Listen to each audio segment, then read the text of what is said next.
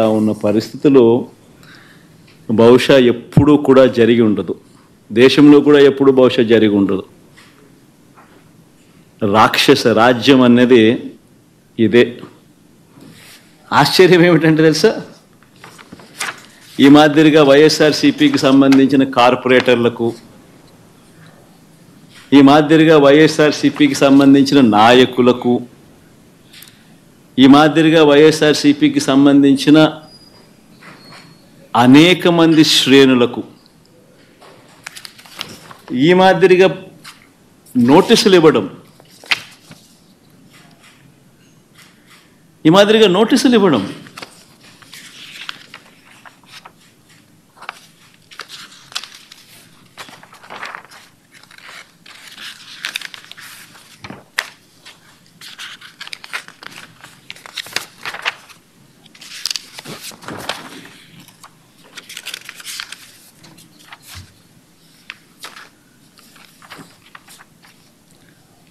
నోటీసులో ఏమని రాస్తారు?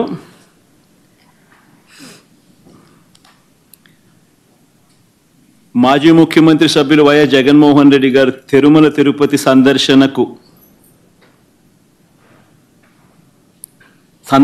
ఉన్నందున సదరు కార్యక్రమానికి అనుమతి లేనందున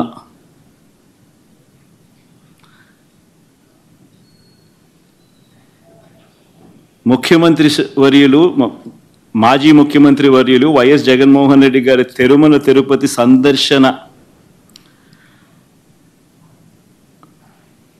సందర్శనకు సదరు కార్యక్రమానికి అనుమతి లేనందున మీ ఆధ్వర్యంలో కార్యకర్తలతో మరియు మీ సొంత వాహనాలలో బయలుదేరి తిరుపతికి చేరుకుని వారు నిర్వహించే కార్యక్రమంలో పాల్గొంటారని సమాచారం.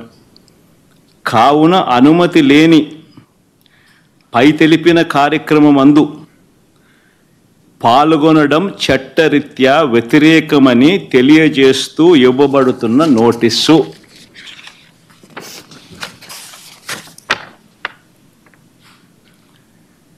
ఒక రాష్ట్ర మాజీ ముఖ్యమంత్రి జగన్మోహన్ రెడ్డి అనే వ్యక్తి,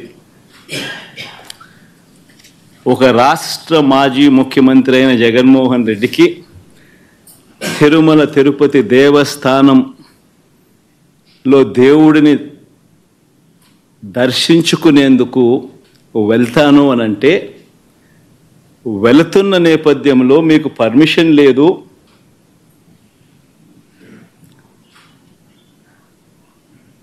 ఆ కార్యక్రమంలో ఎవరు పాలు పంచుకున్నా మీ అందరినీ అరెస్ట్ చేస్తాము అని గుడికి పోవడానికి పోతా ఉంటే నోటీసులు ఇస్తూ ఉన్నారు. నిజంగా ఆలోచన చేయమని అడుగుతా ఉన్నా. ఏ ప్రపంచంలో ఉండం? రాక్షస రాజ్యం కాదా ఇదని అడుగుతా ఉన్నా.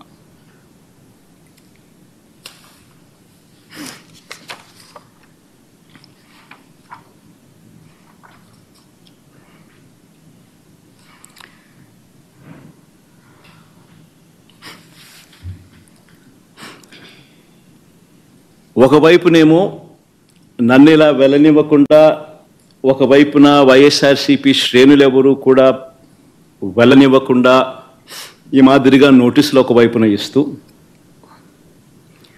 మరోవైపున టీవీలలో చూస్తే ఆశ్చర్యకరమైన విషయం